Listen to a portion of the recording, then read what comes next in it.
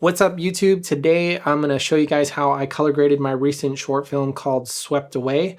I will leave a link somewhere around here for you guys to be able to check out the trailer for that. I used a plugin called Dehancer. Now Dehancer is a film emulation plugin. I really like the look of film. That's why anytime I film something cinematic I use my Blackmagic cameras, because they kind of take that digital sensor and give it a more organic film-like look. And Dehancer just takes that one step further, and it does it in some pretty unique ways, so I'm excited to share it with you guys. Now I can say that Dehancer did send me this plugin to review, but I can also say that I've had my eye on this plugin for some time now, and I would have ended up purchasing it anyway, so thank you Dehancer for sending it to me. And they were also generous to give you guys a discount on that as well, discount for my viewers, which I will leave a link and a code down in the description for you guys below. But without further ado, let's go ahead and jump in front of the computer and check it out. Here we are on the color page of DaVinci Resolve in the timeline for Swept Away. And as you can see here, I'm in the timeline side of the node tree. I don't really have a whole lot going on for most anything. I'm really just using these two nodes. And so this one here is Dehancer. And I'll walk you through what I've got going on there, but I'll show you everything else that I've got going on in the timeline first. So here I'm just doing a little bit of a low soft clip. So I'll disable that, and you can see here it's pushing up the shadow some. Now this probably should go someplace else, so I'm not lifting up the cinema bars as well, but I really just wanted to lift up the shadows of everything else, and this doesn't bother me so much. But here it is a Dehancer, and you can see when I turn that off and on, you can see everything that it's doing there. And I have this trimmed down quite a bit, but again, I will walk you through the rest of the features. I mean, I'll show you some of the other stuff here. Here's one of the other scenes. Let's see. And so you can see I have nothing going on any of these other shots. Pretty basic stuff. I'm a firm believer of get it right in camera, so you don't have to fix a whole lot of stuff in post. You can see here as well, you know, I've got these in a group, but there's nothing going on there.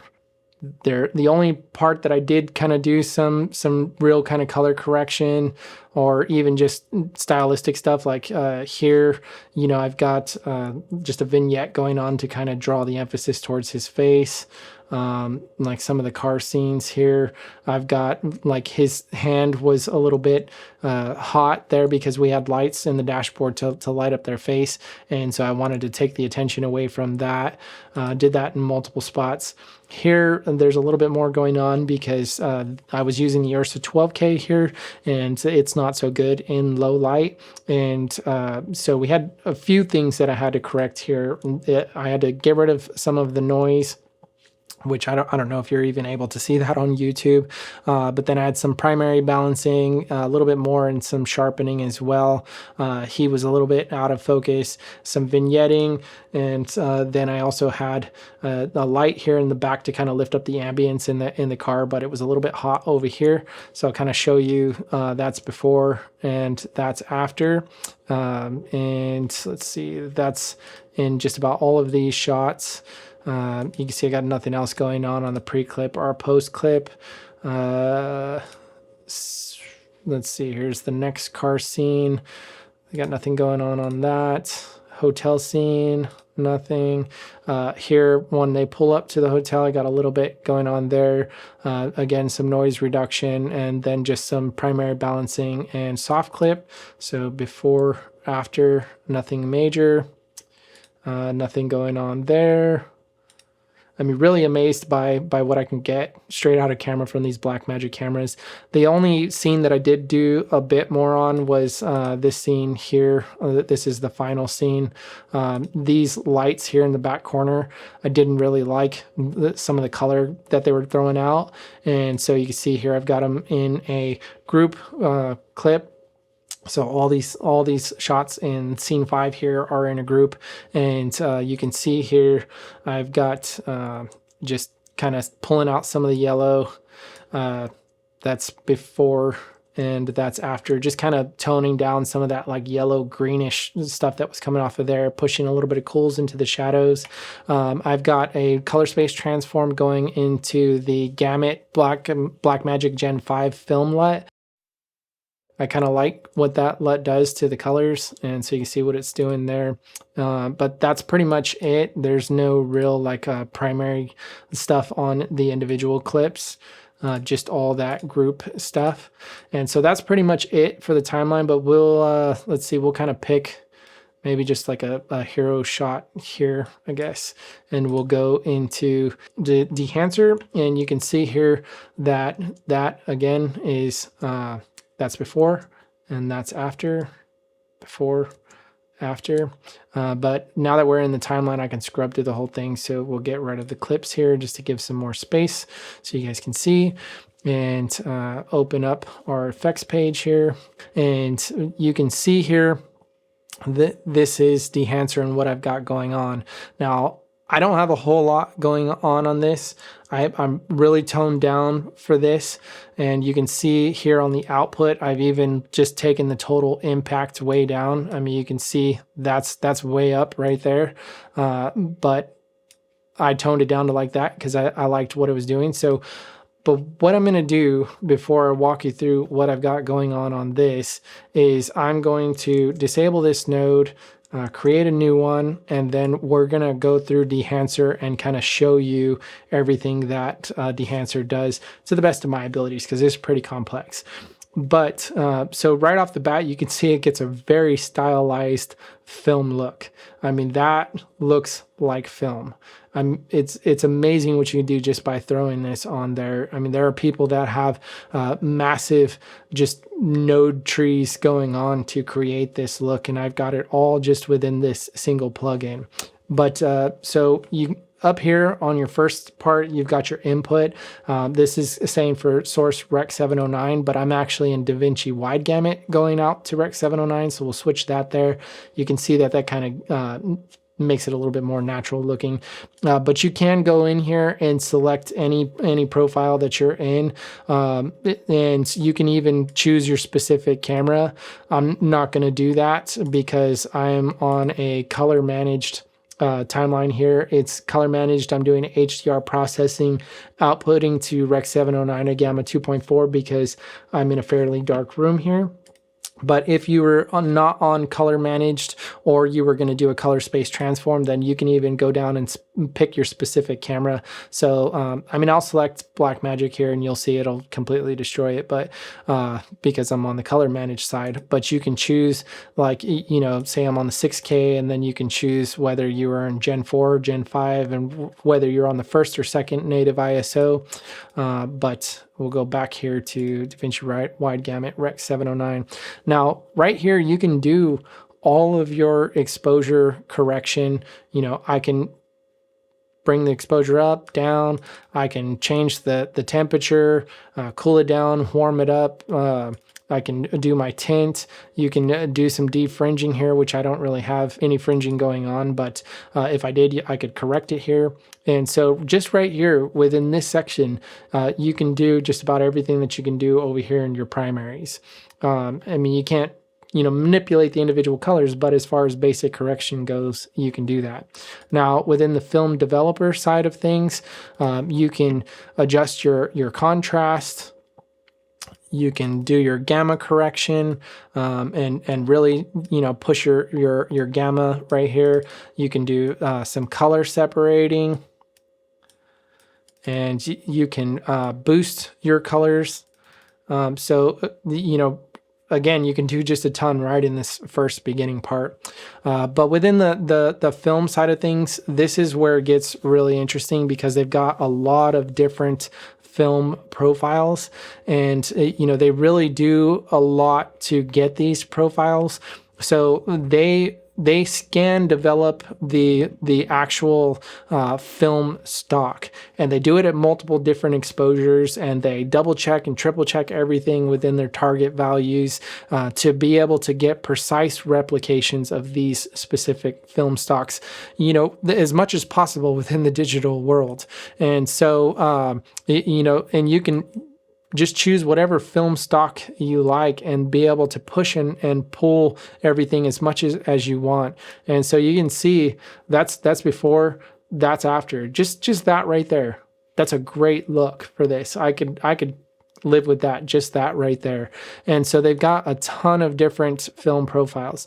Now, you know, I seen some of the ways that they do the processing of this, and I believe this is very accurate, but I don't know for myself. You know, I've never used any of these film stocks, but I can tell you what's coming out of them, coming out of this plugin. I really like the way that it looks.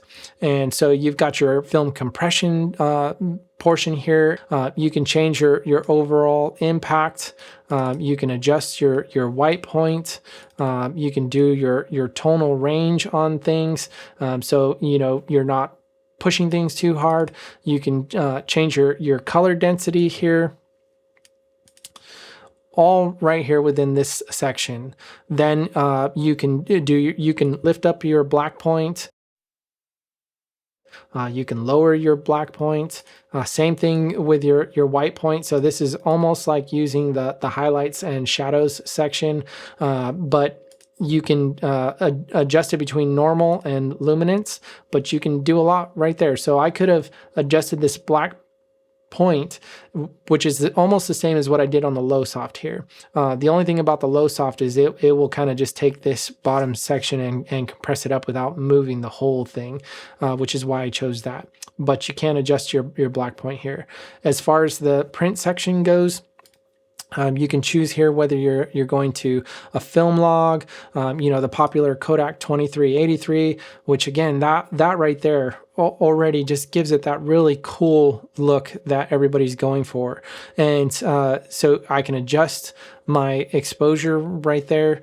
And I mean, you see the difference there. That has a very, very good film look to it. Let's see. Yeah, see, I really like that. And over here on the color head, this is like your printer light type stuff. So you can adjust it to you know, if you want to push things more towards cyan or more towards red, magenta, or green. I mean, you can get very stylized with a lot of this stuff. And then, like, say I want to push it, you know, a little bit more cool. Then I can do it, you know, more in the shadows, less in the shadows. Same thing on the mids. You can really kind of just target specific areas within here and even preserve your exposure and your overall impact. And then you have your film grain. Now, the film grain section of Dehancer is really it's really unique the way that they handle film grain.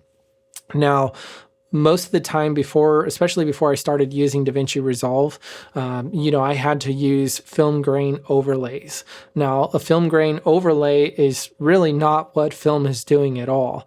You know, if you want to know more about how film works, I suggest you check out some of the videos that Dehancer has on their film grain and things like that, and maybe I'll link some of those for you. But rather, an overlay is just kind of putting noise on top of your image, but that's not how film actually works. The grain is the film. It's a silver emulsion, which brings life to the film, and those moving particles is that silver. And so it's completely reconstructing this image, and rather than overlaying it, grain over the image, it's putting the image into the grain. And so it is very intensive. I mean, you can see here that's without the grain, and you might like this look just by itself. Or if you want to go with grain, you've got a whole bunch of different options to choose from here. And so you can even go into custom, and you can set the size that you want, you know, the amount that you want. So you can make this look like Super 16 film, or, you know, 35 millimeter, 65 millimeter. I mean, they have lots of presets here, even based on the different ISOs. But You can change the size, the amount of grain. You can change the resolution because, you know, like this older cameras, if you were using a just not so good lens that wasn't very sharp, you know, that's what your image would look like back in the day. If you wanted to go with like the best of the best lenses, then you would put your film resolution up there and really just kind of see all that detail and all that sharpness. But at default, it's kind of towards the middle. So that gives you like a balance between the two. And you can choose how much, you know, the grain affects your shadows, midtones, like kind of lifting up your shadows a bit there. Let's kind of zoom out. You can use it towards your midtones, how much it's affecting the midtones and the highlights, your chroma, you know, film type, whether you're on the negative or the positive of the film. You can choose, you know, which side that you're working with, whether analog or noise. And so, you know, again, I can use this without the film grain portion of it just to color my image. And already that looks really good. That's before, that's after. I like that look. But if I want to add my grain to it, then I can do that as well. And so, you know, I tend to go a little bit on the lighter side unless I'm doing something extremely stylized.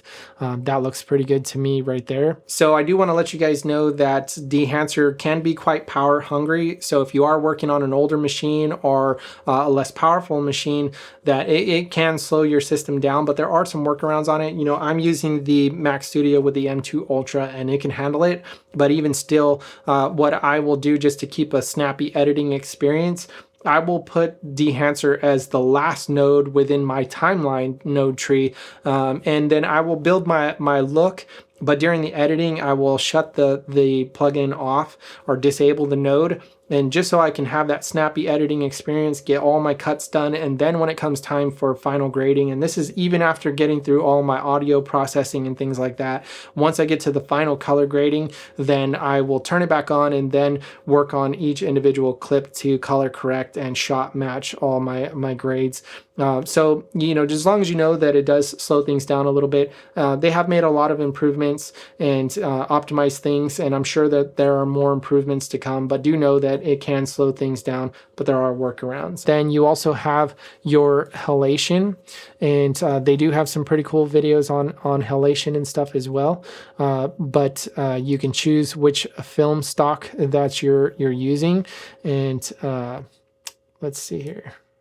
Let's go to a different scene.